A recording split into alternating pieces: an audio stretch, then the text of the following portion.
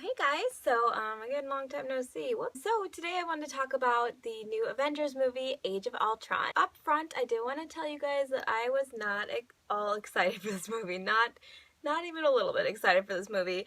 The reason being that, let's take my glasses off. Looking back on the other Avengers movie, the more I talked about it with people and upon further viewings, I just didn't like it as much as I originally did. This movie was such a surprise to me. I went in with zero expectations and it far exceeded those expectations. I love all the interaction with the characters again. You see a lot more like combo moves in fighting, which I like a lot. I actually don't like the opening scene at all, which is the one they do show most often in the credits. From seeing that scene, I was again like, this is exactly what I thought it would be, just silly action shots that don't look that good because they're so CGI, things like that, blah, blah, blah. But it's really, really great. And you get to see in this movie some of their downtime together. It's something that was like desperately needed in these movies, and I've liked that a lot. You always saw them kind of in combat mode before, even if they were not necessarily fighting, but here you actually get to see them partying together, telling stories and telling jokes. They have a contest to try and see who can pick up Thor's hammer, if anybody. Very, very funny.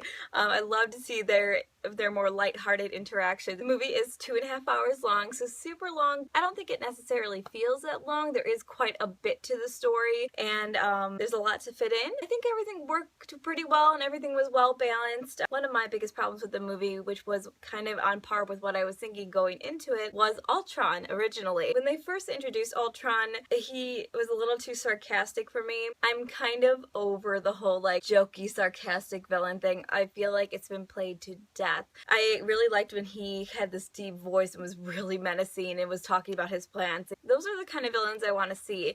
And I think people could argue, well, those villains you get all the time, these dark brooding villains that are really horrifying. You get those all the time, but that's something I could be afraid of. That's a villain I want to see. I want a villain I could be afraid of that I don't know if the heroes are going to make it out or not. I don't want this sarcastic, not to be taken serious villain. We had that in the last movie. We had Loki. I don't need another Loki. Please, not another Loki. That's not something I want. Not super happy about the romance between Natasha and Bruce. Just not something I was looking forward to. I don't understand why she has to be in a relationship with anybody. Just because she's the one female on the team doesn't mean she needs to fuck somebody, just saying.